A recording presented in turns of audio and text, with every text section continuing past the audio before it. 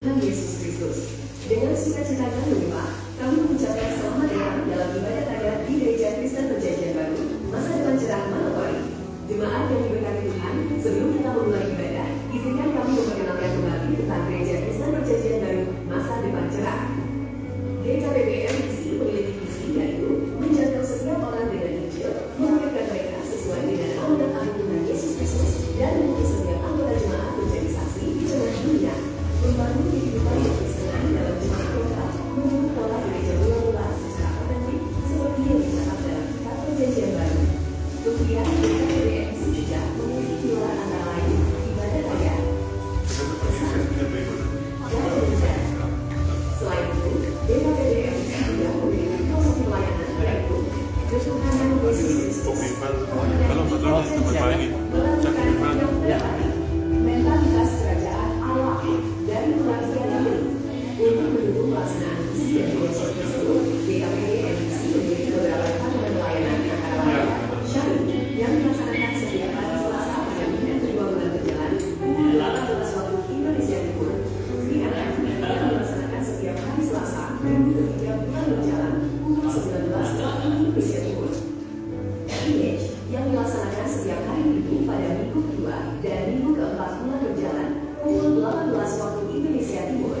Kesan yang dilaksanakan setiap hari Rabu. Bagi jemaat yang belum dan ingin mengikuti memudahkan kesenangan dan atau hidup berjemaat, dapat menghubungi gembala jemaat di kontak yang tertera di layar agar gembala jemaat dapat membantu Anda. Kami mengajak seluruh jemaat untuk ikut serta dalam doa malam atau doa puasa yang dilaksanakan setiap hari Jumat pukul 18 waktu Indonesia Timur. Bila ada mohon doa pribadi, jemaat dapat menghubungi doa atau dapat menghubungi kontak yang tertera di layar. Demikian yang dapat kami sampaikan. Selamat beribadah. Tuhan Yesus memberkati.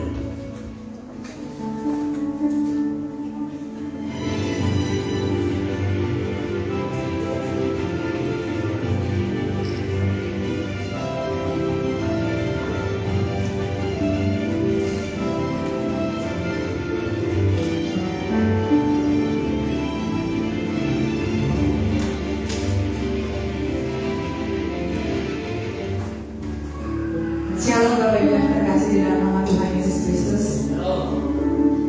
Firman Tuhan berkata, berilah kepada Tuhan kemuliaan namanya, sujudlah kepada Tuhan dengan berhiaskan kekudusan.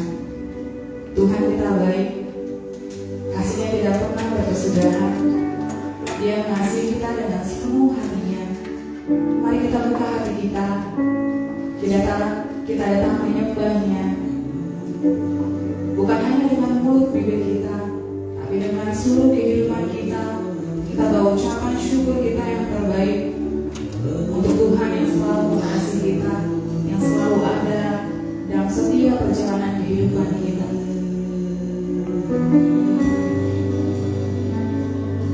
Selalu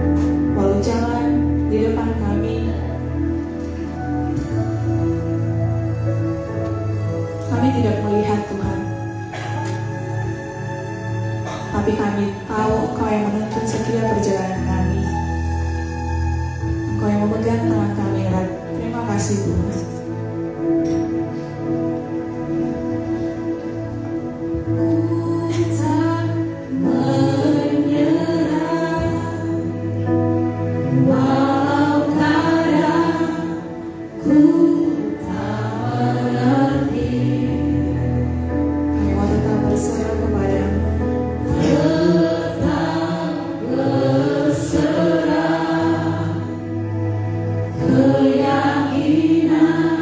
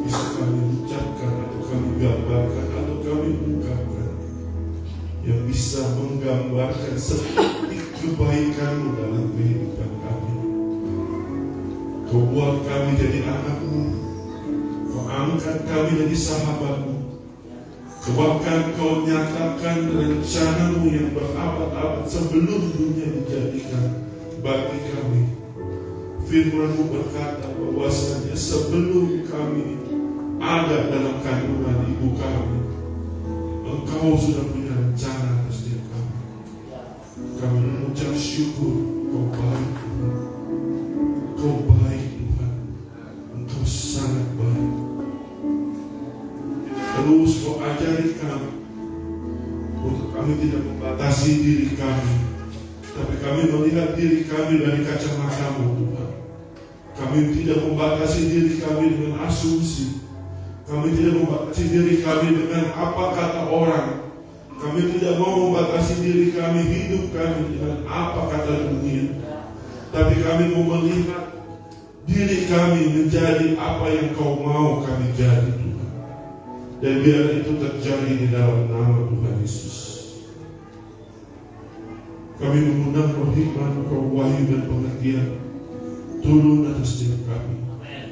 Terjemahkan setiap firman yang disampaikan ke dalam bahasa yang paling sederhana yang kami mengerti. Dan firman itu tidak menjadi logos sekedar logos, menjadi rema dalam kehidupan kami.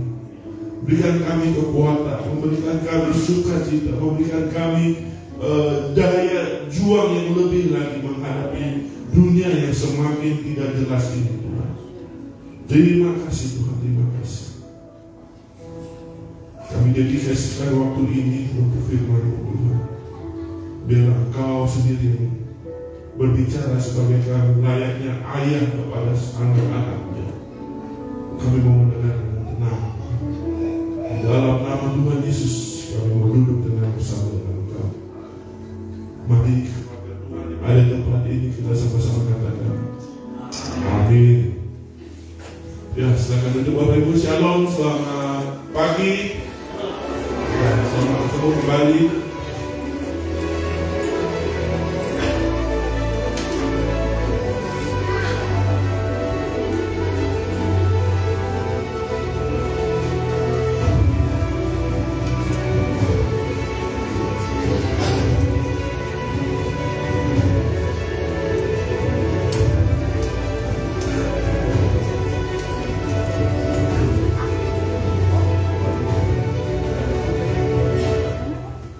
Ya, bulan ini, bulan Agustus, gereja kita mengangkat tema berjalan di dalam hikmat, walk in wisdom, hidup di dalam hikmat.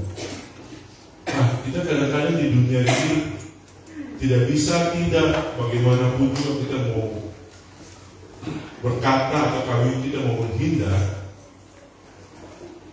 Kadang-kadang kita sering tergerak untuk kita hidup dalam kemampuan kita sendiri. Terutama bagi mereka yang belum mengenal Tuhan, bahkan yang sudah mengenal Tuhan sekalipun, kadang-kadang kita tergoda untuk lebih mengandalkan kekuatan kita sendiri ketimbang kita mengandalkan kekuatan Tuhan. Dan itu sering terjadi.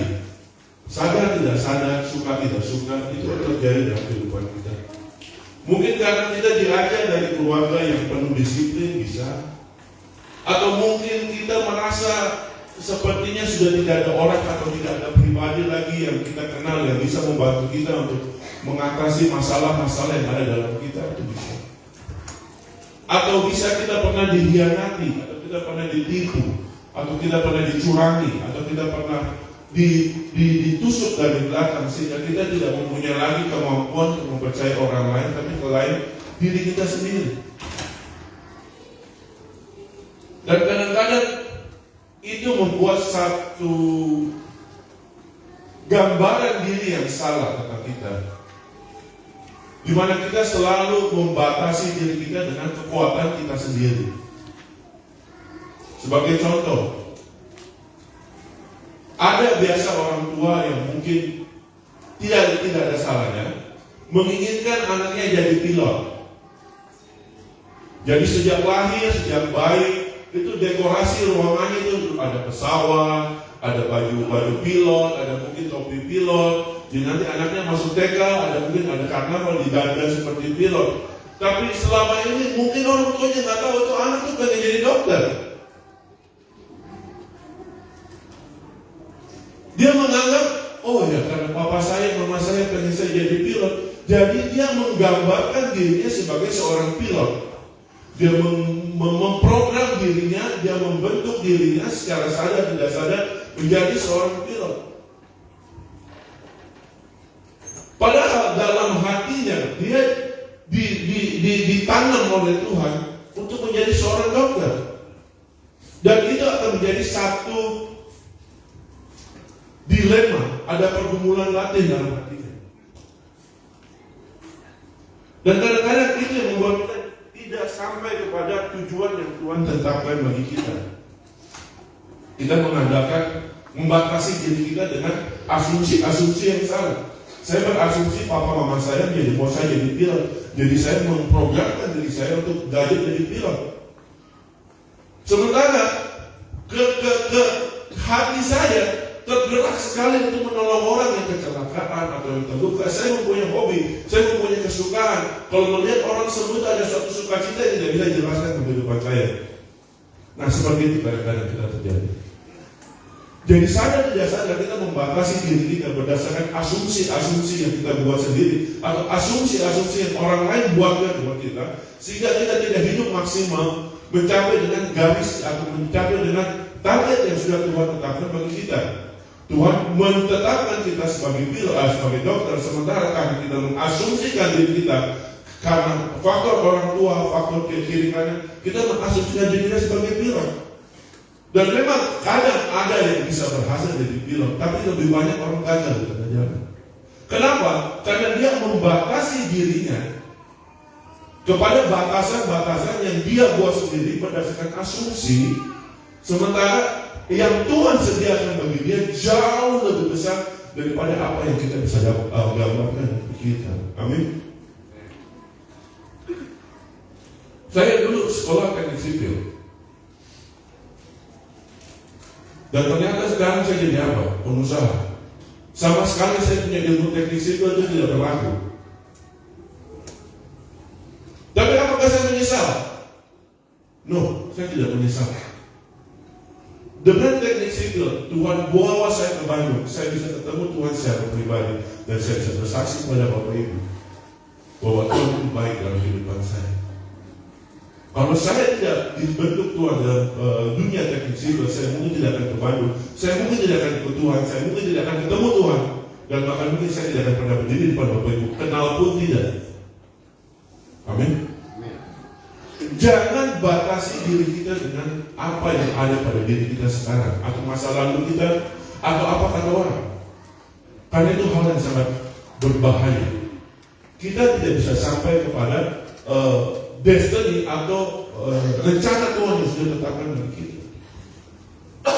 Kadang juga kita merasa kita sudah sangat mapan di posisi kita sekarang. Kita membuat batasan atas diri kita sampai kita tidak pernah mau melangkah maju atau melangkah naik seperti dari level up sampai pada titik yang Tuhan inginkan.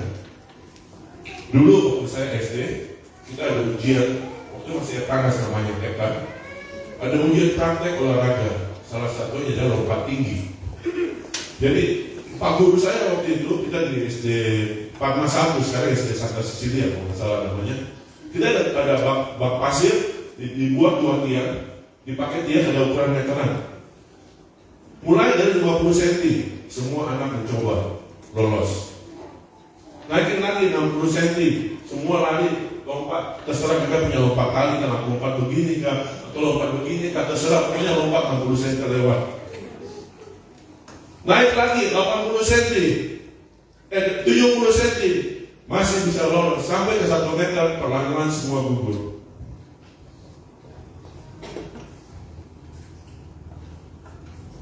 Tapi ada satu teman saya, tingginya ya rata-rata lah. Dia berusaha sekuat tenaga walaupun 2 kali gagal. Dia coba terus sampai dia bisa dengan dia punya gaya lompat begini kah, lompat begini kah. Setelah pokoknya lewat tuh 1 meter dia lompat, dia lolos. Dia memacu dirinya, dia memaksakan dirinya terserah dengan cara lucu kan, bikin orang anak semua tertawa, tapi dia lolos. Cuma satu dia, kita semua satu kelas tidak ada yang lolos 90 cm maksimum kita. Saat kita membatasi diri kita dengan kemapanan yang kita ada, kita jadi kadang-kadang kita malah menghancurkan rencana Tuhan dalam kehidupan kita. Contoh yang paling sederhana. Saya dulu pikir kalau sudah jadi seorang pengkhotbah, saya sudah paling tinggi. Saya sudah paling tinggi. Saya menganggap diri kerohanian saya sudah paling hebat. Tapi ternyata Tuhan buktikan salah. Ada begitu banyak hal yang saya masih harus belajar lebih dari sekedar seorang pengkhotbah atau membagikan firman Tuhan. Dan ternyata saya belajar selama ini menjadi seorang pembagi firman Tuhan bukan panggilan. Itu bonus.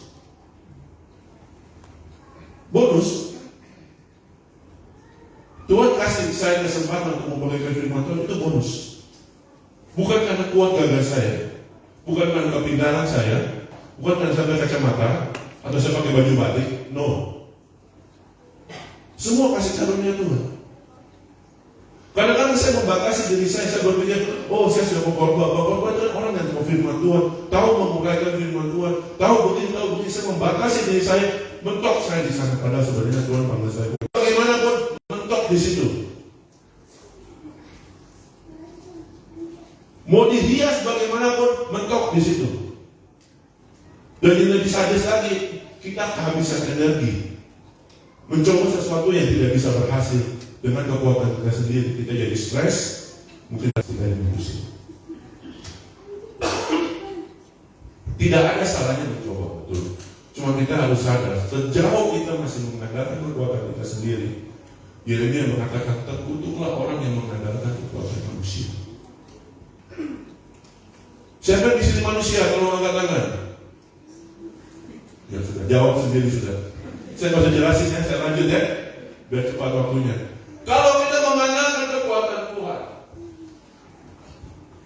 Kejadian 1 ayat 1, pada awal bulannya bumi itu belum ada, masih kosong, roh Allah itu mengalir-ngalir. Tapi Tuhan berfirman, jadi tercipta dengan kuasa firman. Kalau kita sekolah minggu dulu, saya diajarkan dulu kita pakai ada fragmen begitu toh. Jadi di panggung sekolah minggu nanti itu lampu semua dikasih gelap. Baru nanti tiba-tiba ada suara kayak angin ribut begitu. Nanti ada narator bilang, pada mulanya dunia belum dijadikan, semuanya kosong, semuanya gelap. Nanti tiba-tiba ada suara guntur, suara petir, dong kasih pukul-pukul itu, kalian terus, bum bum bum. Allah itu yang menciptakan langit dengan bumi dengan firman-Nya, seluruh alam semesta dengan firman-Nya. Siapakah kita? Pernahkah kita menciptakan sesuatu dengan firman? Mengandalkan kekuatan diri kita sendiri.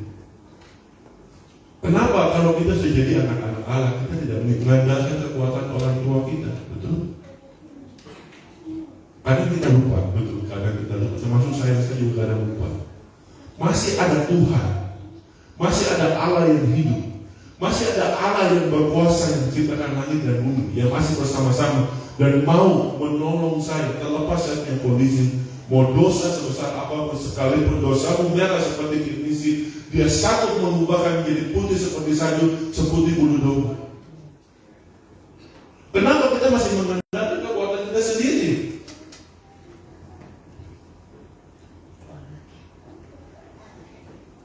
Kemarin ada, saya bingung, saya bisa bingung. Bapak Ibu, kita sekarang kan semua pasti mengalami namanya krisis ekonomi ya, keuangan. Itu terjadi juga dengan berdikari. Kita sudah coba berbagai macam cara, sudah coba berdoa, coba begini semuanya.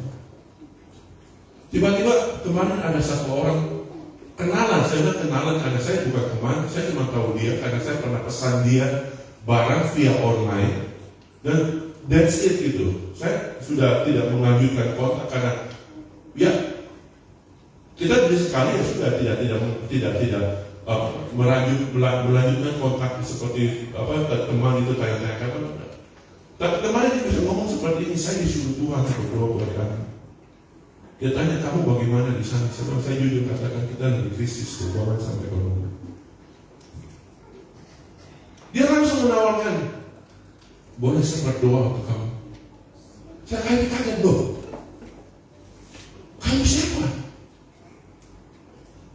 Kamu siapa? Maksudnya gini, bukan saya menolak. Cuma dari mana kamu datang? Sudah 3 tahun terakhir, saya ingat 3 tahun saya pesan barang dia online. Tapi kenapa 3 tahun saya tidak kontak? Tiba-tiba Tuhan bisa suruh dia kontak saya.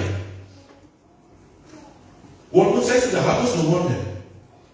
Malah dia kasih ingat saya dulu kamu pesan saya ini. Betul saya ingat, betul saya pernah pesan itu.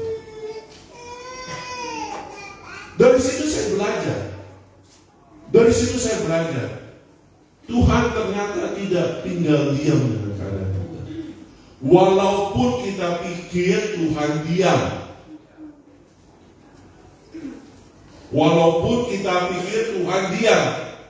Kenapa? Karena kita sebagai manusia cenderung melihat bukti fisik, baru kita bisa bilang, ya itu betul. Sekali lagi itu asumsi yang salah. Kita hidup bukan karena melihat, tapi karena iman. Dari situ saya belajar. Kenapa Tuhan bisa rekayasa seseorang penjual online yang 3 tahun lalu saya belanja di dia tempat, tiba-tiba bisa kontak saya mau berdoa untuk kamu. Saya langsung nangis. Saya langsung di depan Tuhan, kok sayang sama kami? Karena selama ini saya pikir Tuhan tidak bereaksi, tidak apa, kita sudah berdoa puasa, kita sudah mesbah keluarga, sudah berdoa siang malam, Tuhan tolong. Sepertinya tidak ada tanda-tanda pergerakan atau tanda-tanda kejadian mujizat atau bagaimana. Tapi satu hal teman yang waktu penjual online itu kontak saya, cuma hanya untuk berdoa untuk saya. Saya nangis.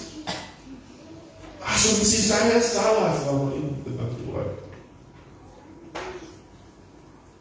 Tuhan bekerja dan Dia bersama dengan kita. Walaupun kita pikir itu tidak terjadi, walaupun kita pikir itu tidak ada kegiatan, walaupun kita pikir tidak ada reaksi, walaupun kita pikir tidak ada sesuatu yang terjadi di mata kita melihat itu sebagai bukti bahwa kita sudah berdoa dan doa kita dijawab.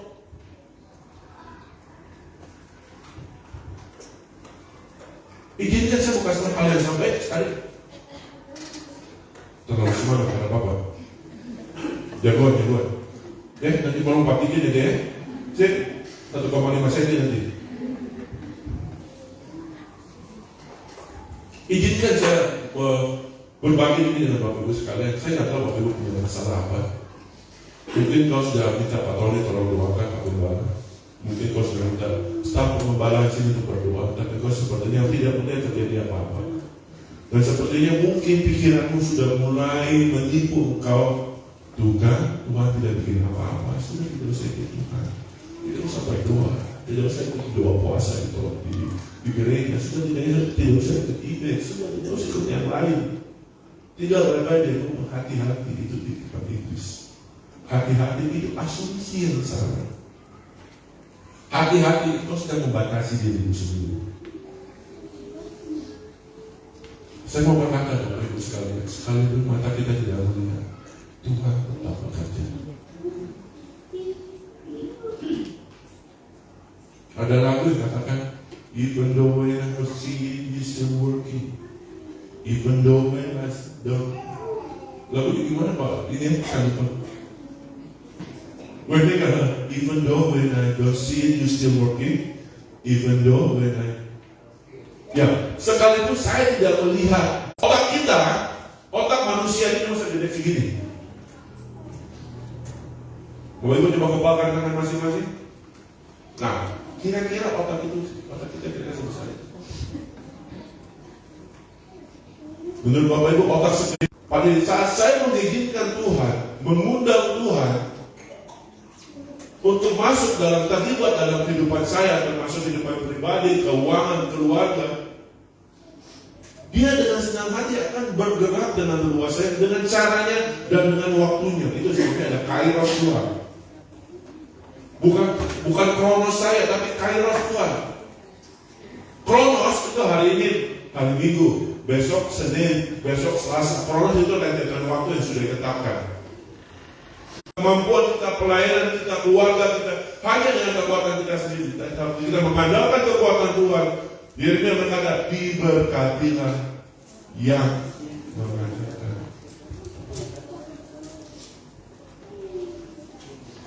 Tapi padahal lama.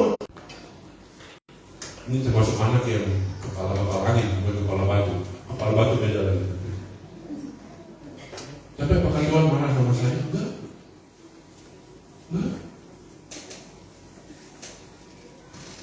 Kenapa saya bisa tahu begitu?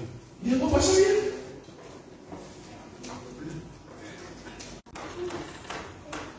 Bapak Ibu berani berdoa seperti itu? Yang tidak berbuat Tuhan silakan berdoa. Maaf ya, ini ayat selanjutnya berkata dipotong dan dibuang ke dalam api. Berani ngomong hal itu ke Tuhan, berdoa seperti itu Tuhan. Selanjutnya. Ya, ini kayaknya sangat sekali bikin yang terang ya. Segenap hatimu, jangan. Mana yang lebih kokoh? Contoh.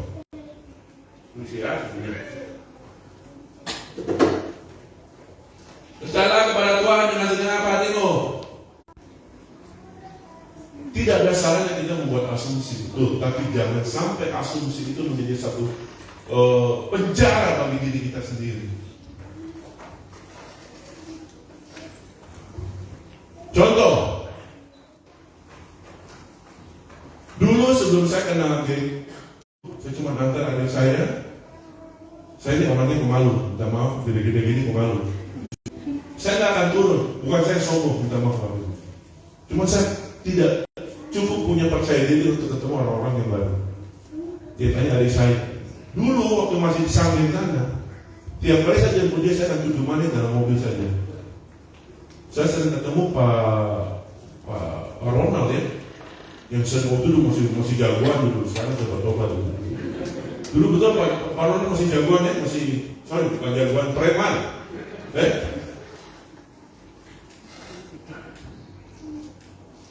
Kenapa? Saya mengasumsikan ini semua orang asing. Dan itu jadi sesuatu yang menakutkan buat saya.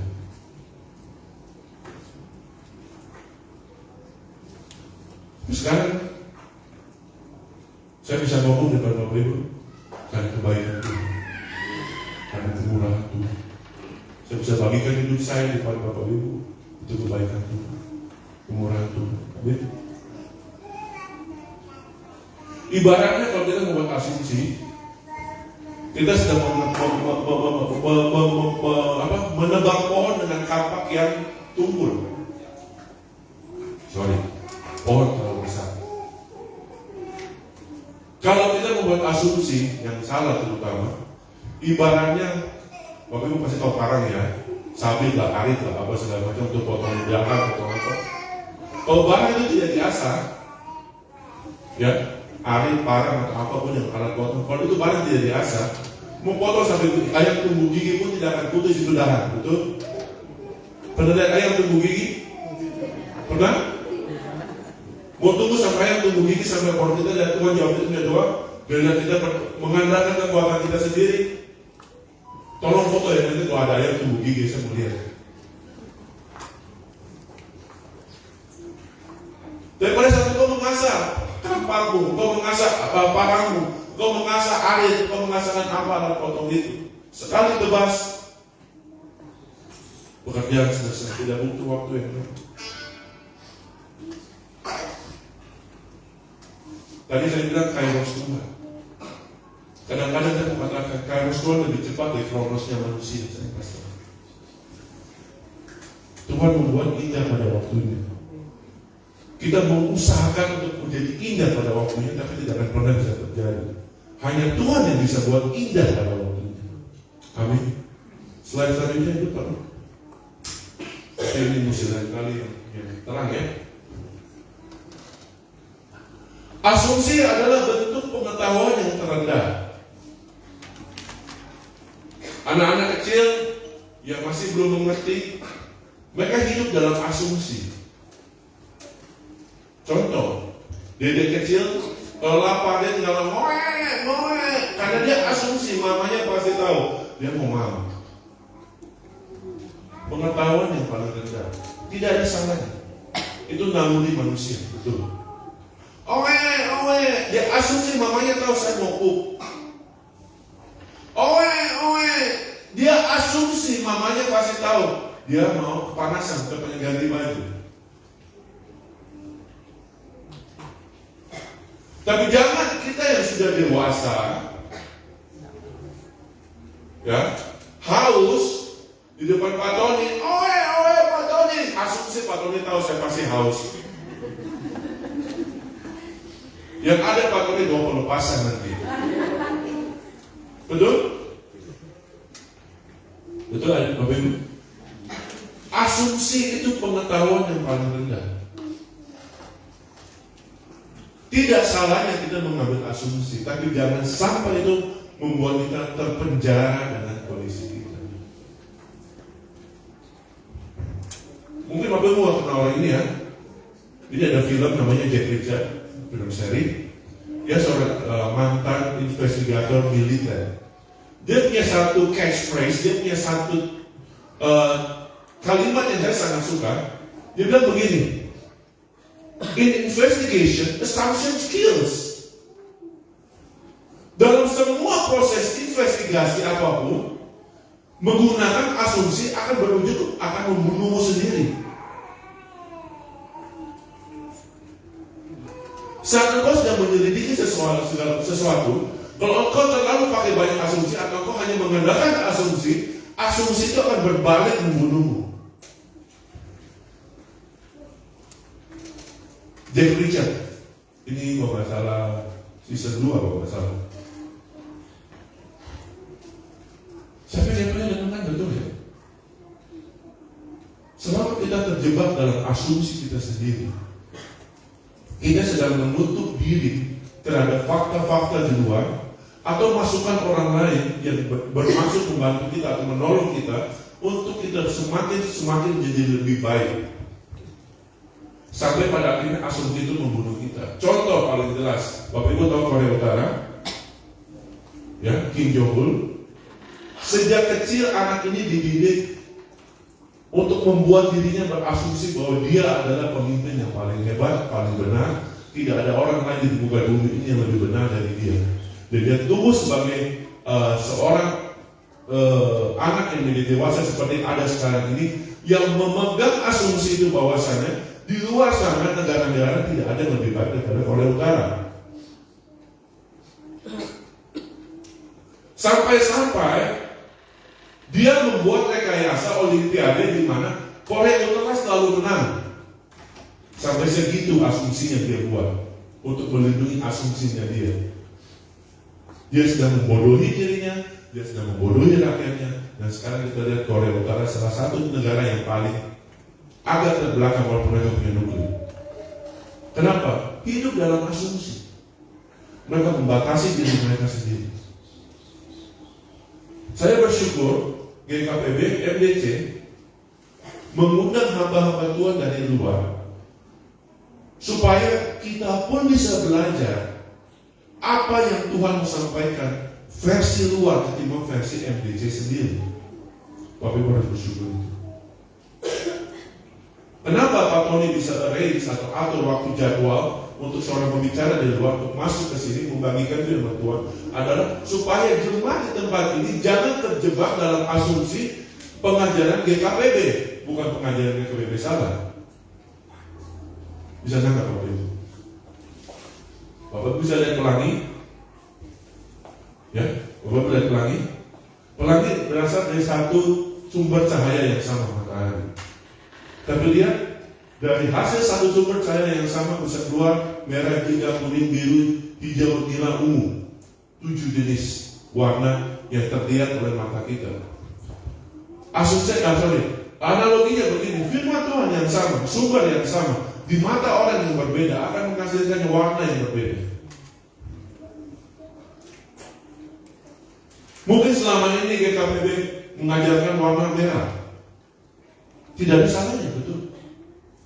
Tapi ingat, ada pengajaran di tempat lain yang menguatkan bahwa itu warna hijau, ada warna kuning, ada warna biru, ada warna nila, dan semuanya dari satu sumber yang sama, firman Tuhan.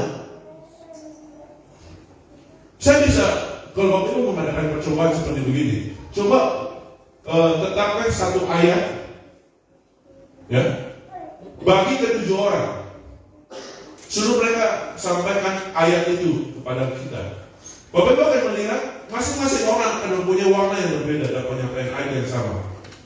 Saya jamin itu, kecuali kalau dia copy paste, itu namanya bego. Bahasa Belandanya ngevlog.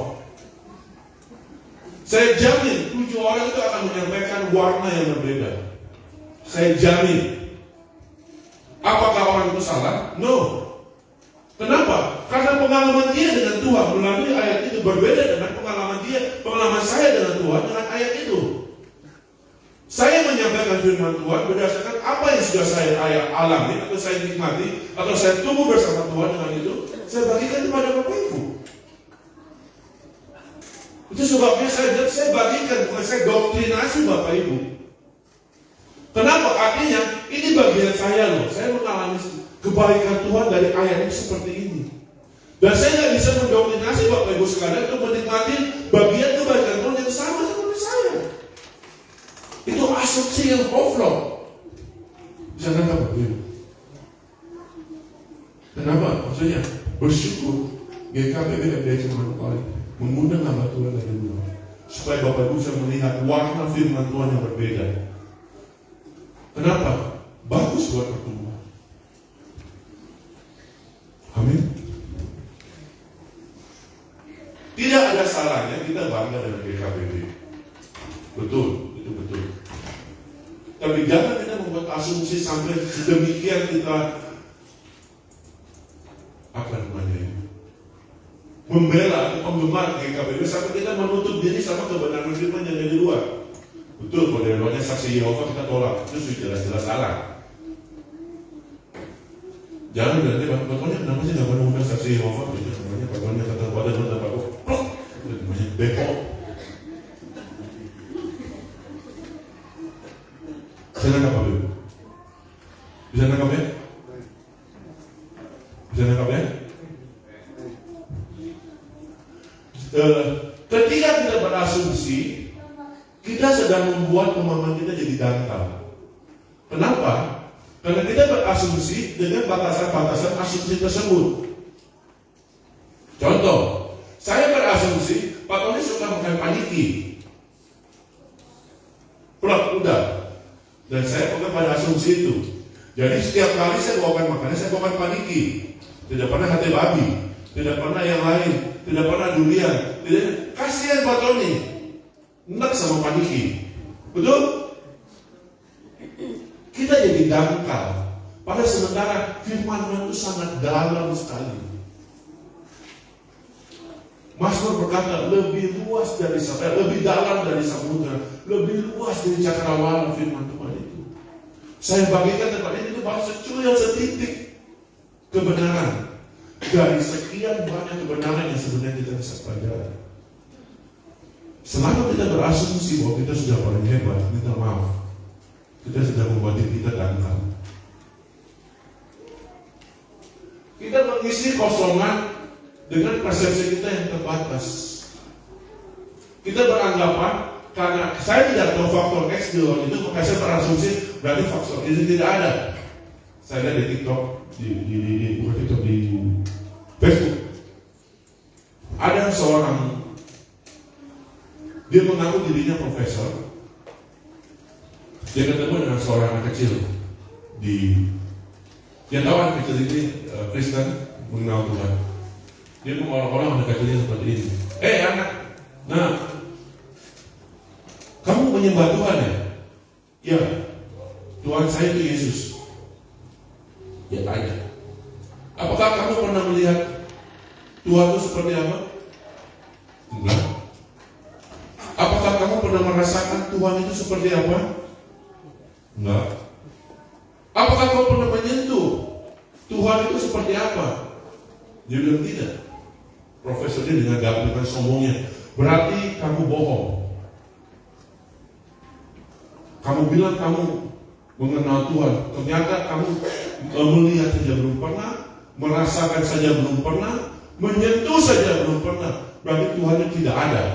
Tuhan itu hanya anggapan manusia belaka. Dia mengejek anak kecil ini. Anak kecil ini bingung. Sementara profesor itu ketawa menang ya, mengolong-olong. Tiba-tiba Roh Kudus kasih hikmat pada anak ini. Anak ini balik tanya kepada profesor ini, Bapak punya otak? Bapak tahu otak itu ada? Ya, saya percaya, saya punya otak. Anak ini balik tanya kepada Bapak pernah lihat Bapak bawa otak sendiri? Nggak pernah. Bapak pernah rasa Bapak bawa otak sendiri? Tidak pernah. Bapak pernah sentuh Bapak punya otak sendiri? Tidak pernah. Dia langsung jawab, berarti kau telah punya otak. Betul? Kau telah punya otak. Itu profesor langsung malu, langsung jalan pergi. Kenapa? Dia mengisi kekosongan, keterbatasan manusia dengan asumsi. Itu saya bilang bahasa Belandanya Hoflo. Kasarnya tidak punya otak. Amin. Dan biasa dengan asumsi itu kita sampai kepada keputusan yang keliru. Kita buat ambil keputusan, kita ambil tindakan hanya berdasarkan satu asumsi, kita pasti ujungnya pada kesalahan atau kegagalan atau apa. Selama kita buat asumsi, kita selalu mengisi hal-hal yang kita tidak tahu dengan asumsi lagi.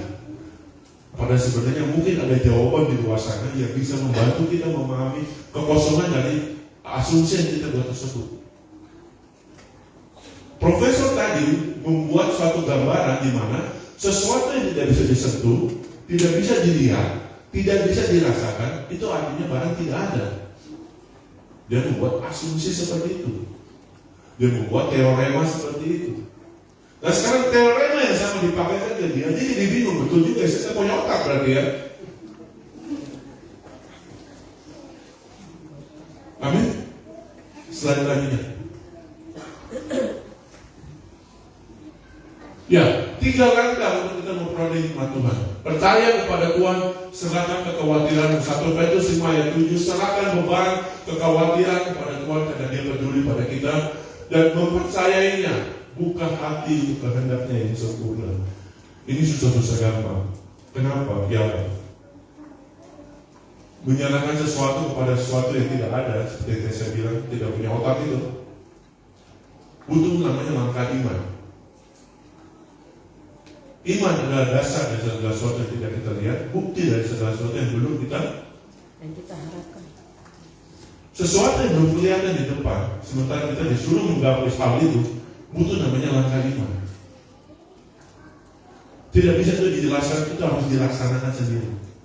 Saya bisa ajar teori-teori tentang iman, tapi kalau Bapak Ibu tidak melangkah, tidak melakukan, tidak merasakannya sendiri, sama saja. Sebab dikatakan tanpa perbuatan iman pada hakikatnya adalah.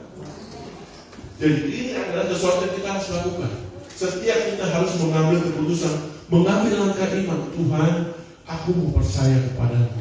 Aku mau menyerahkan beban masalah pergumulan keluargaku, kehidupanku, segala sesuatu yang ada pada. Aku mau menyerahkan kepadamu. Itu namanya langkah iman. Apakah Tuhan langsung jawab? Belum tentu.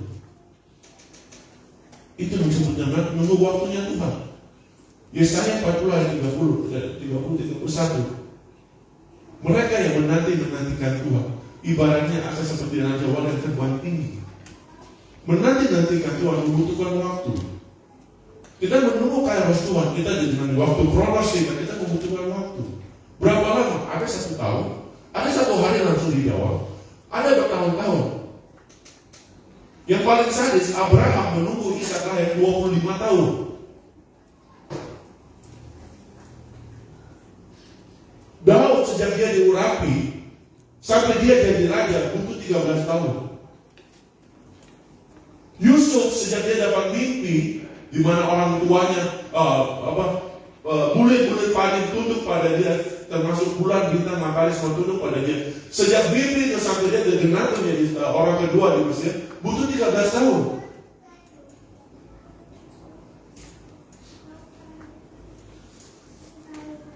Langkah iman. Langkah iman. Bahkan Ibrani berkata, ada orang-orang yang sampai pada akhir matinya pun mereka belum melihat penggenapan janji itu. Tapi mereka tidak semakin, tapi mereka semakin kuat di dalam Tuhan. Dikatakan Abraham tidak semakin luntur imannya kepada Tuhan, dia semakin kuat. Dan apa hadiah yang dari Tuhan? Tuhan memperhitungkan itu sebagai kebenaran. Amin. Saya bisa ajarkan, saya bisa bacakan semua teori iman. Saat ini sampai jam 5 sore, setelah Bapak Ibu tidak ambil langkah iman, saya sedang buang saya punya adil dengan percuma. Menakutkan, betul menakutkan, tapi itu iman.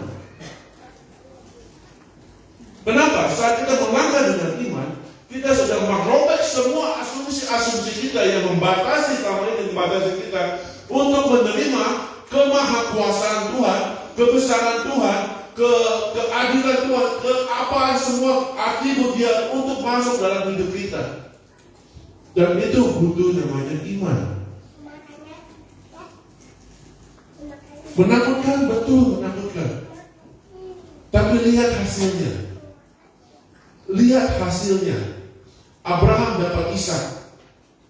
Yusuf jadi orang kedua, nomor 2 di Mesir. Daud menjadi raja. Orang yang menanti-nantikan Tuhan, dia tidak akan semakin lemah, dia akan terbang seperti raja. Amin. Yang kedua, langkah untuk memperoleh hikmat, akui Tuhan dalam hidupmu. Dikatakan Amsal 3 ayat 6, akui Dia dalam segala jalanmu. Dia akan seperti mengikuti GPS. Bapak Ibu tahu GPS, Global Positioning System? Tahu ya GPS ya? Mungkin di mana-mana fungsi GPS masih belum terlalu. Di Jakarta itu kita perlu sekali GPS. Malah kadang-kadang GPS, orang di GPS itu di jalan, saya masuk kuburan kan. Nggak ngajar sih. kita menerima Tuhan, mengakui Tuhan, kita sedang mengaktifkan GPS ilahi dalam kehidupan kita. Artinya begini, saat engkau akan nabrak sesuatu, GPS itu akan bunyi. Saat engkau mungkin akan jatuh atau masuk ke dalam jurang, jauh sebelum dia akan kasih kode merah.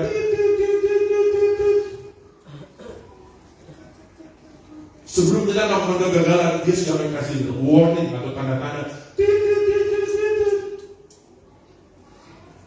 Mungkin sekarang kalau kita bisa lihat di aplikasi namanya apa ya, Google Map Apple Map iPhone Map. Bapak Ibu yang naik Maxim atau pakai ojek online pasti tahu 100 meter lagi belok kiri, 25 meter lagi gigi mundur setelah 100 meter. Dan jika ada mereka buat apa, seorang pengendara Gojek dia pakai gitu 100 meter lagi belok kanan, itu pada ada jalan di jembatan cuma lebar 50 cm belok kiri kanan itu jurang. Sampai pakai bapak aku kiri kanan mau ini jurang kok.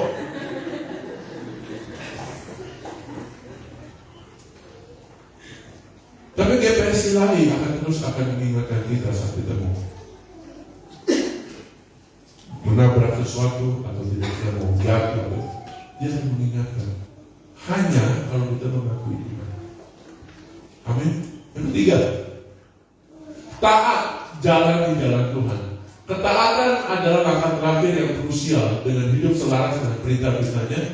Kita sedang berjalan dalam hikmatnya dan memastikan janjinya dinabi dalam kehidupan kita. Uniknya bahasa Indonesia kata taat, kita mau ujung dari kiri, baca dari kanan, bacanya sama ya. Dan yang lucunya itu ada T-A-A-T, ini khusus bahasa Indonesia saja. Kata T itu berbicara mengenai salib.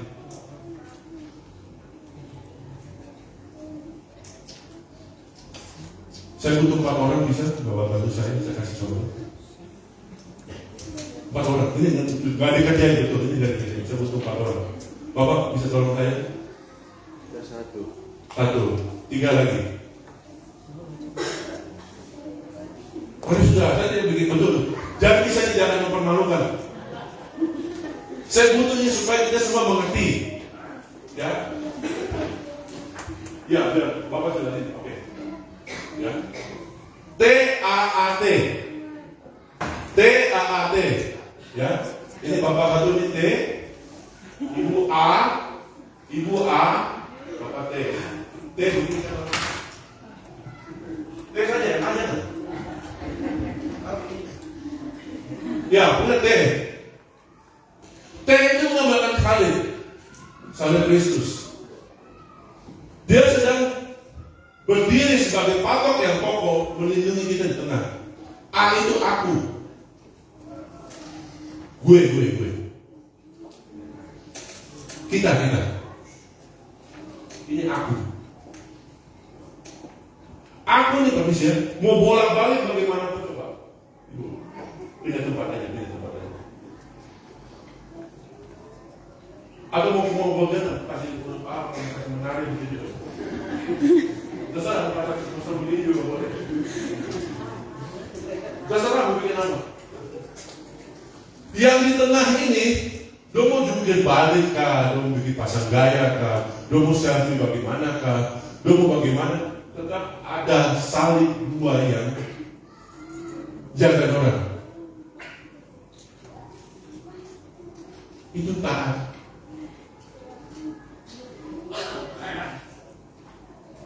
Lo mau di dalam sini makan bakso babi kan terserah.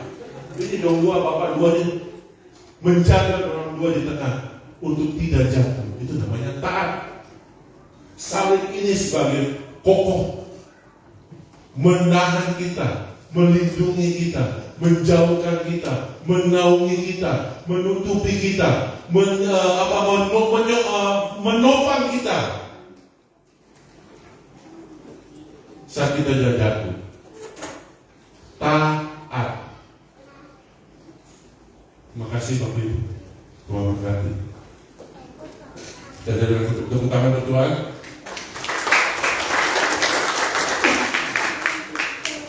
Taat di jalan Tuhan. Nangkap ya? Selama kau tidak taat, artinya tidak ada salib di kiri dan kananmu. Ujung kali dan kau mau bikin apa, kau akan jatuh.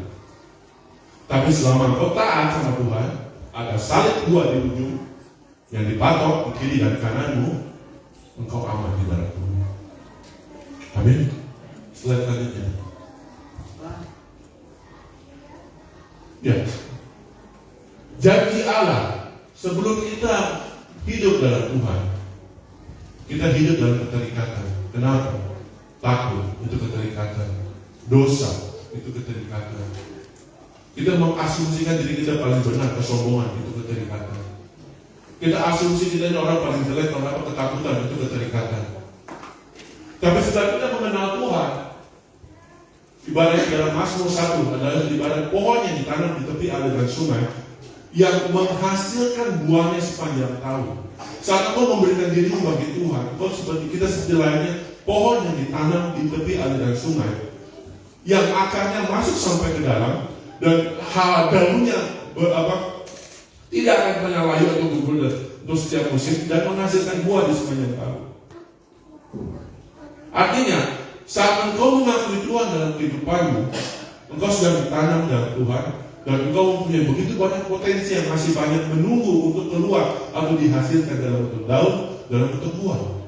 Sekarang kita belum kelihatan, tapi saat ini ke depan saya tidak tahu. 1 tahun ke depan apa yang nantinya dengan Bapak Ibu saya tidak tahu. Ada promosi, ada kenaikan, ada peningkatan, ada level up dalam kehidupan kita. Saya tidak tahu. Dan saya berdoa itu akan terjadi dalam penjemahan di tempat ini. Amin. Tapi hanya engkau kalau mau taat dalam Tuhan. Selama kau tidak mau taat, seperti yang saya bilang, dua salib itu akan dipindahkan. Aku dan aku jadi hancur dulu. Amin. Saya percaya jemaat ini punya potensi yang besar. Saya percaya itu. Dan sekarang mungkin belum kelihatan. Dan saya percaya ada suatu rencana Tuhan yang dahsyat dan ajaib untuk Bapak Ibu sekalian. Oleh karena itu jangan buat asumsi apa-apa yang membatasi diri kita saat ini. Kita lebih besar daripada ciptaan Tuhan yang lain. Slide selanjutnya. Aplikasi praktis untuk bagaimana mengaplikasikan firman Tuhan. Menguji segala sesuatu dengan firman. Ini butuh waktu, butuh proses belajar. Ya. Tidak ada salahnya kalau Bapak Ibu mengalami satu hal, menguji segala sesuatu, datang kepada Pak Gembala atau tim pengembalaan atau pribadi-pribadi yang menurut Bapak Ibu mereka bisa membantu Bapak Ibu untuk mengasih masukan, kasih sanggahan atau bagaimana. Butuh waktu. Tapi bukan berarti tidak dilaksanakan. Uji segala sesuatu dalam firman. Yang kedua, berserah dalam doa bila perlu puasa.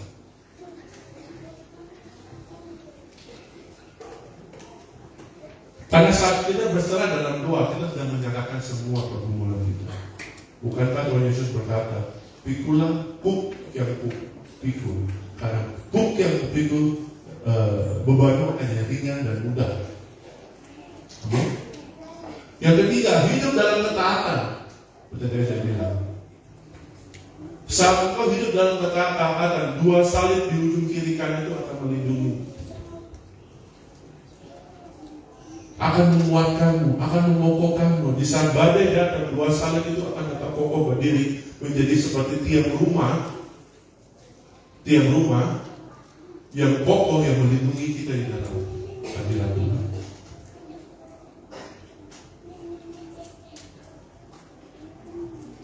Slide selanjutnya. Ya, janji Tuhan bagi mereka yang berserah kepadanya dan mau bersabar mengakui Dia. Dalam Mazmur 125 ayat 1, orang yang percaya kepada Tuhan adalah seperti gunung Sion yang tidak goyang, yang tetap untuk selama-lamanya. Amin Bapak Ibu.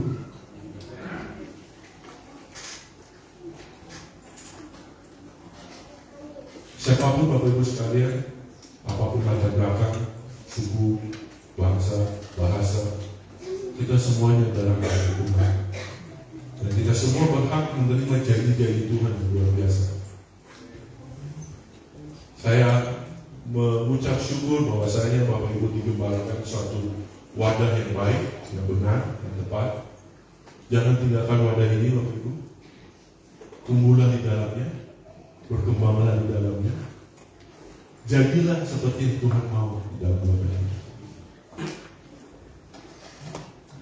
Bapak Ibu luar biasa. Bapak Ibu punya potensi yang luar biasa di dalam Tuhan. Mungkin manusia melihat kita sebagai sepandang mata atau mana sebelah mata. Mungkin kiri kanan kita, bahkan mungkin keluarga kita kita seperti produk gagal. Tapi dijadikan sebagai bersama keluarganya Tuhan. Saya mengatakan engkau spesial di mata Tuhan. Jangan batasi dirimu dengan asumsi. Jangan batasi dirimu dengan asumsi apa kata orang. Jangan batasi dirimu dengan apa kata gereja, apa kata lingkunganmu tentang engkau. Dulu saya punya teman waktu SD, dia mungkin bakatnya pendek. Jadi dulu kita panggil kaboter. Bapak Ibu tahu kaboter? Kecil, pendek. Bahkan itu panggilnya Sakeus gitu. Dan dia itu punya anak yang minder. Tapi sekarang dia jadi salah seorang pengajar yang luar biasa di perguruan tinggi Telkom di Batu. Jadi pelayan Tuhan di sebuah gereja Katolik di sana. Saya terakhir ketemu dia waktu papanya meninggal, saya lihat dia masih pendek. Secara fisik masih pendek. Tapi lihat apa yang dia bisa lakukan. Dia jadi pengajar di Telkom. Itu bukan sesuatu yang sederhana, bukan sesuatu yang gampang. Telkom.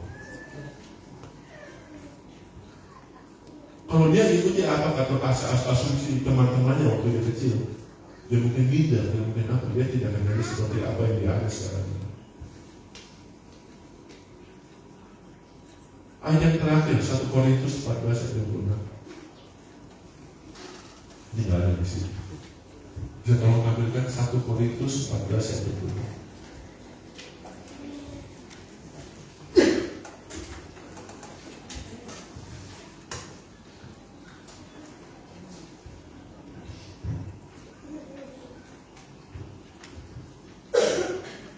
Berarti ada suara terang ya kalau kali. Terus kalau di komputer saya warna terang, saya makanya di sini saya nggak pilih kalau di sini betul itu warnanya gelap. Maafkan saya Bapak Ibu sekalian. Ya maafkan saya tidak termasukkan. Bisa kelihatan Bapak Ibu? Ya, oke. Kita baca sama-sama. Jadi bagaimana sekarang saudara-saudara? Bila mana kamu berkumpul, hendaklah tiap-tiap orang mempersembahkan sesuatu. Yang seorang mazmur, yang lain pengajaran, yang lain pernyataan Allah, atau karunia bahasa roh, atau karunia untuk menafsirkan bahasa roh. Tetapi semuanya itu harus dipergunakan untuk membangun. Artinya begini Bapak Ibu, di saat kita berkumpul berkomunis seperti sekarang ini, gunakan waktu satu dengan yang lain untuk kita saling membangun. Memang ini dibatasi ayat ini berkata mazmur, mungkin persembahan pujian atau pengajaran seperti saya lakukan, saya melakukan beberapa pengajaran atau pernyataan Allah atau karunia roh atau karunia lain. Tapi di ayat ini tetapi semuanya itu di luar selain 4 ini pakai untuk membangun satu dengan yang lain. Artinya begini, kita buat satu komunitas di mana komunitas itu mempunyai asumsi yang positif, bukan negatif. Asumsi yang positif adalah asumsi yang menggerakkan orang itu untuk selalu bertumbuh dan menjadi sesuatu yang lebih baik daripada diri yang sebelumnya. Artinya begini, kalau ada di anggota kita yang mungkin dia mengalami cacat secara fisik di area tertentu, mungkin tangannya cacat atau apa, jangan kita fokuskan energi kita untuk menjelekkan bagian yang cacat itu.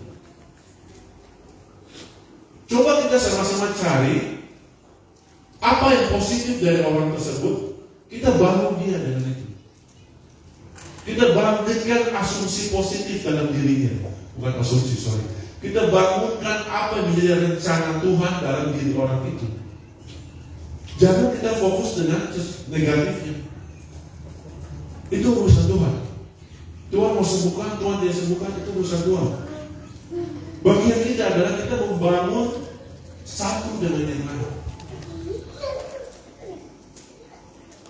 Satu hal yang saya suka dari ibadah ini adalah, bukan satu hal, ada beberapa hal. Yang pertama, setiap kali kalau saya diundang khotbah, semua pasti pakai baju batik. Terima kasih banyak. Saya merasa disambut, saya merasa di welcome, saya merasa diterima. Terima kasih banyak.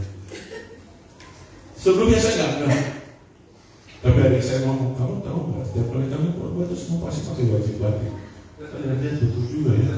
Kampung batik, Kapolri batik, Esau batik, Jeff batik, semuanya batik. Saya terima kasih sekali. Saya merasa di welcome seperti ini. Yang kedua, waktu kita ulang tahun kemarin, tanggal berapa ya kemarinnya? Yang ulang tahun kemarin 11 Maret ya. Sedang kita sama saya datang terlambat karena kita dari toko. Kalau sudah waktu tidak datang persembahan pujian dari kaum bapak bermasalah. Satu hal yang saya nangis, jujur saya nangis. Mereka kalau masalah persembahan pujian, I love you Lord, betul? For your name, that love will never fail me. Pertama saya pikir ini kaum bapak di sini kalian suaranya tidak menyangka suaranya akan sebagus itu. Saya tidak sedang gombal, karena saya ngomong, saya nangis di belakang. Nangis karena kebaikan Tuhan via lagu tersebut. Saya nangis, tapi saya biasa jaga image, biasa. Saya pura-pura, ya telinga, bagus dan saya kayak mata. Saya dulu paling tahu tidak akan ada yang tahu lah. Tapi jujur saya mengatakan, saya berterima kasih lagu itu, pujian tersebut benar-benar menyentuh hati saya. Dan itu dari kaum bapak yang menyanyi. Jarang sekali kaum bapak nyanyi itu bisa seharmoni itu jarang sekali saya temukan. Biasanya itu ibu-ibu atau nona-nona itu yang paling bagus suara. Kalau bapak itu biasa suara itu kasar, bass terlalu tinggi, apa segala macam. Tapi malam itu saya menangis, saya menikmati kebaikan Tuhan lewat lagu. Jadi tolong jangan bosan-bosan ya. Kalau bapak latihan terus, jadi berkat bagi banyak orang. Yang ketiga, kebersamaan keluarga tempat ini waktu acara ulang tahun apa? Saya kaget, saya pikir nanti kita akan makan di luar, ternyata tidak. Langsung semua serempak bergerak bersama seperti semut. Langsung kursi-kursi pada minggir, meja-meja pada masuk semua, tidak sampai 15 menit. Jadi kita makan bersama seperti yang Tuhan. Jadi itu luar biasa. Berikan kemuliaan bagi Tuhan. Jangan hilangkan kekeluargaan itu dari umat ini. Yang terakhir, saya terpesona sekali dengan orang yang makan banyak sekali. Saya tahu orangnya itu Yakub punya kakak itu. Dia memang luar biasa, bunuh botak kepala. Tapi saya lihat dia paling kuat, memang saya tahu dia sudah tua, apa sudah, memang dia bahagia, ditambah memang saya mati. Saya ngomong sama Helen, wah, orang makannya banyak sih. Pada badannya kecil, sih makannya kemana semua itu. Setia sebut orang ya, setia sebut nama ya, jangan tersinggung, jangan biasa sebut nama. Pokoknya itu jago buka lah pokoknya.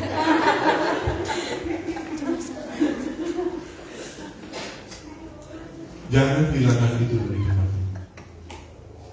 Jemaat ini jemaat yang luar biasa. Dan saya percaya dengan hadirat Tuhan yang kita jaga terhadap kita menghargai hadirat Tuhan. Kita saling membangun satu dengan lain.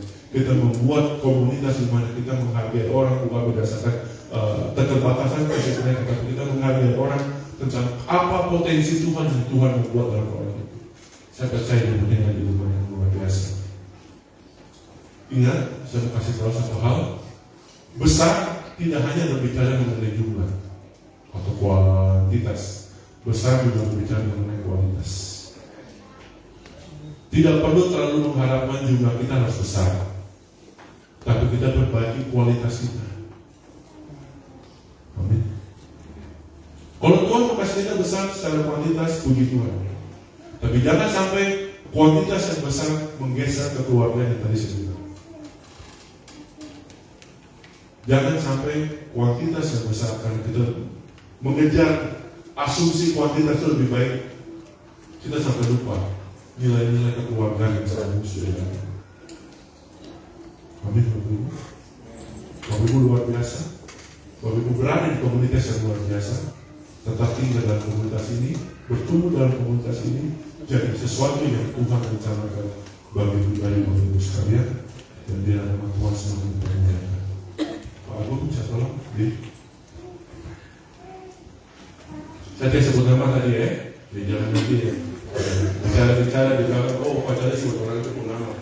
Jangan, saya tidak sebut nama, apa di pamali sebut nama.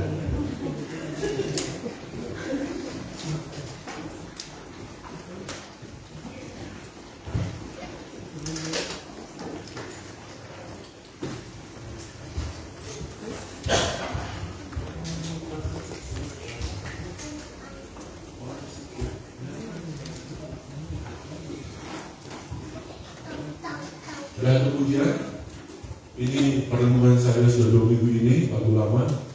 Apa?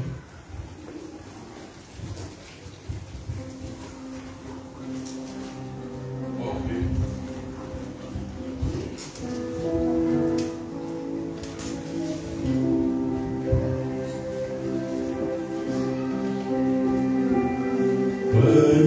Penyertaanmu sempurna, rencana permudahan, amanah sejahtera, walau di tengah badai, ingin ku selalu bersama, rasakan keindahan,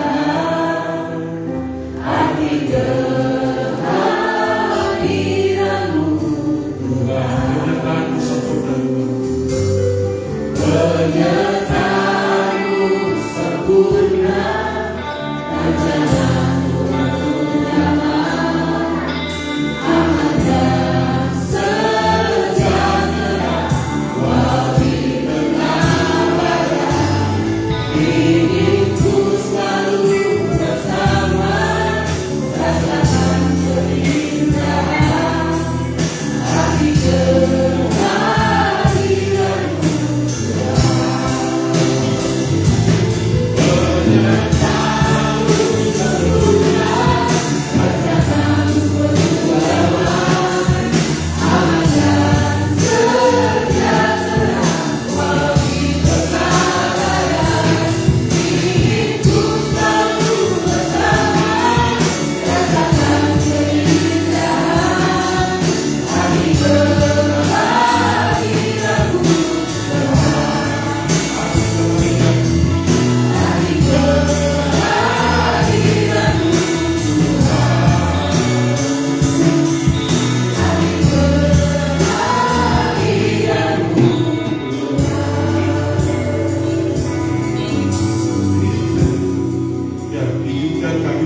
Saudari kita, ini saudari ya, Galuh Handayani Naibaho.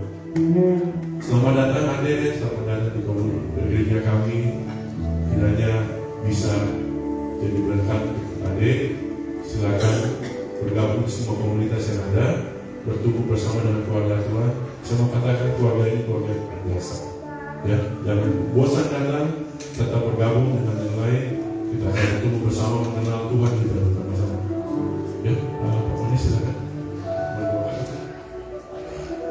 Langsung doa. Oke.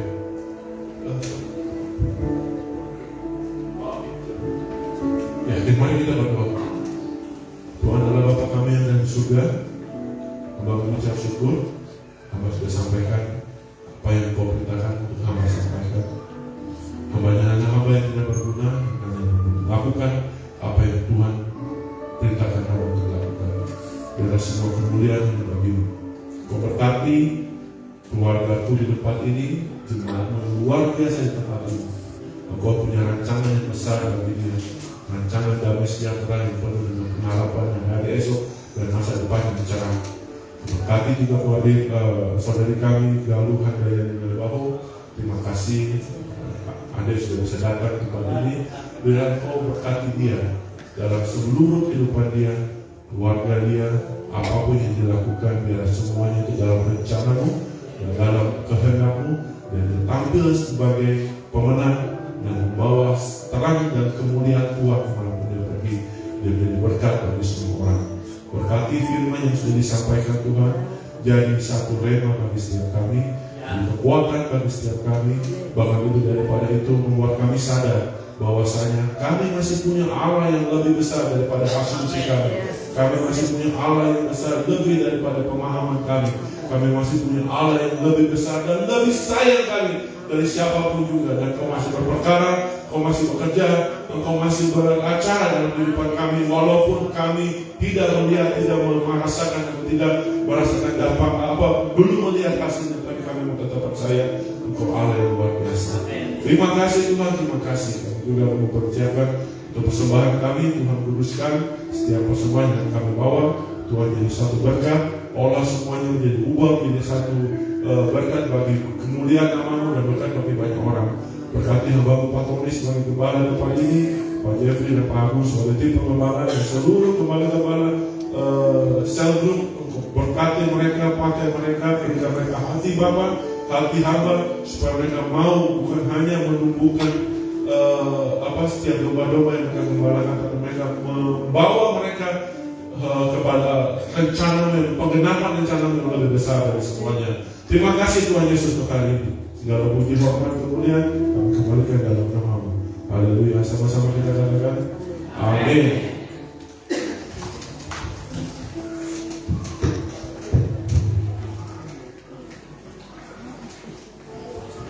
Terima kasih buat hamba-Nya Pak Charles yang telah membagikan firman buat kita di siang hari ini. Saatnya kita akan memberikan korban ucapan syukur kita. Sambil mempersiapkannya, kita akan melihat info dalam seminggu ke depan. Puji syukur kepada Tuhan Yesus Kristus karena kasih dan berkat-Nya.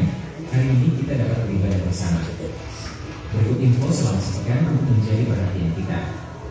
Ibadah raya tetap dilaksanakan setiap hari Minggu pukul 9 waktu Indonesia Timur di gedung gereja GKPD MBC Manokwari. Jemaat diundang untuk hadir tepat waktu dan mempersiapkan hati untuk bersekutu bersama dalam hadirat Tuhan. Sekolah minggu juga berlangsung setiap hari Minggu pukul 9 waktu Indonesia Timur di ruang kelas anak. Kami mengundang para orang tua untuk mendukung anak-anak mereka mengikuti kegiatan ini agar mereka dapat bertumbuh dalam mengenal akan Tuhan sejak usia ini. Kemudian ibadah image akan dilaksanakan pada hari ini, Minggu tanggal 10 Agustus 2025 pukul 18 waktu Indonesia Timur di gedung gereja GKPD MBC Manokwari.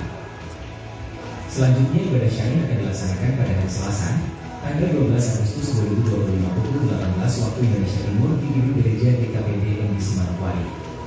Kesan atau kelompok saling memperhatikan adalah sarana di mana kita dapat mengalami pertumbuhan rohani. Bila Anda belum terlibat di dalamnya, segera menghubungi kontak yang tertera di layar agar para pemimpin kesan dapat membantu Anda. Kesan Yosua bertempat di keluarga Ibu Sektor di kosan Orange depan Geraha MBC. Kesan Mana bertempat di keluarga Bapak Daniel dan Ibu Lansya di Sanggera. Kesan Blessing bertempat di keluarga Bapak Letinus di Batara Gunung. Kesan Jehova Jireh bertempat di keluarga Ibu Dorcas di Anggori.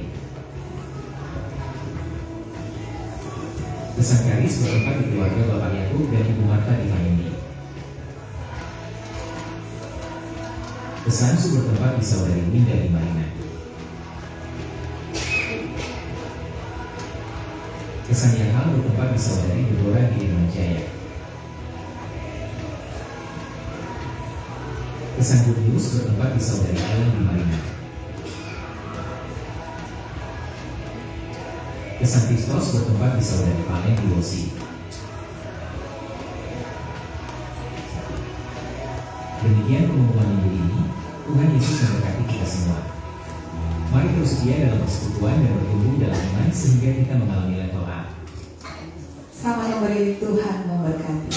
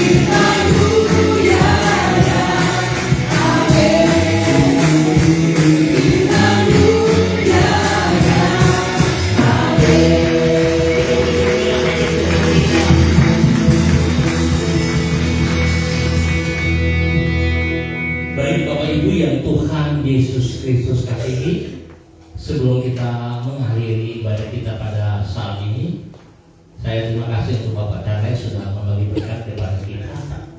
Kemudian yang kedua, saya izin besok siang saya dan istri berangkat ke Sorong untuk mengikuti kegiatan regional Papua Maluku.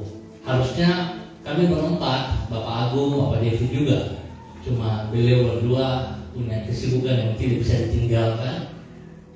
Jadi saya dan istri yang pergi untuk mewakili dari Manokwari. Saya minta dukungan doanya supaya kami selama mengikuti kegiatan boleh mengikuti dengan baik, kami diberi kesehatan yang baik juga. Iya, baik itu yang saya sampaikan. Dan jangan lupa nanti sore untuk kaum muda ada pertemuan IMES pukul 18. Lalu kemudian pada hari Selasa saya undang untuk kaum wanita ya, bukan kaum ibu-ibu ya, kaum wanita untuk ambil bagian dalam pertemuan saya begitu.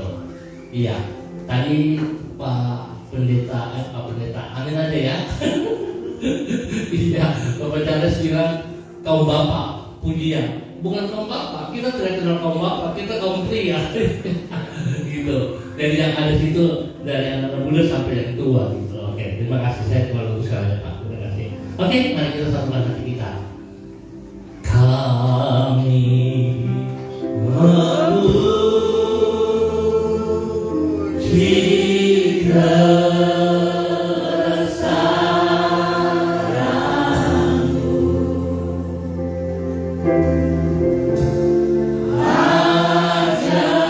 ajaib Tuhan, ajaib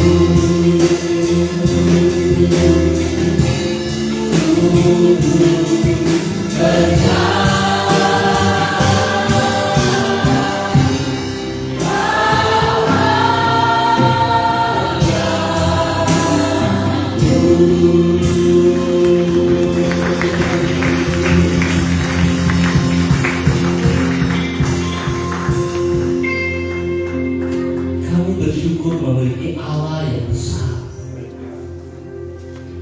Kami bersyukur sebab Allah yang besar senantiasa memenuhi seluruh kehidupan kami, jasmani dan rohani. Kami bersyukur sebab Allah yang besar itu berada di dalam hidup kami, yang senantiasa memberikan kami hikmat, sehingga segala sesuatu yang kami putuskan di dalam kehidupan kami hari lepas hari, kami putuskan bukan dengan asumsi yang negatif, tapi kami putuskan dengan kekuatan daripada Tuhan. Terima kasih Tuhan untuk hamba-Mu yang sudah menjadi berkat bagi kami pada pagi hari ini. Bapak memberkati hamba-Mu Pak Charles, Tuhan, di dalam semua tugas pekerjaan usaha bisnisnya dan pelayanannya. Tuhan memberkati, Tuhan buka jalan bagi setiap pergumulan di luar kota Manokwari. Tuhan memberkati mereka dengan pertolongan-Mu, dengan kekuatan-Mu. Terima kasih Tuhan. Hamba juga berdoa memberkati hamba-Mu Bapak Anto yang berada di luar Manokwari di dalam tugas-tugas pendidikan, tugas pekerjaannya. Tuhan lindungi, pelihara selama hamba-Mu berada di luar kota Manokwari. Tuhan jauhkan dia dari semua pekerjaan sejahtera dan orang-orang yang tidak bertanggung jawab. Dan bila apa yang telah Tuhan taruh, telah Tuhan rencanakan itu tergenapi di dalam nama Tuhan Yesus Kristus.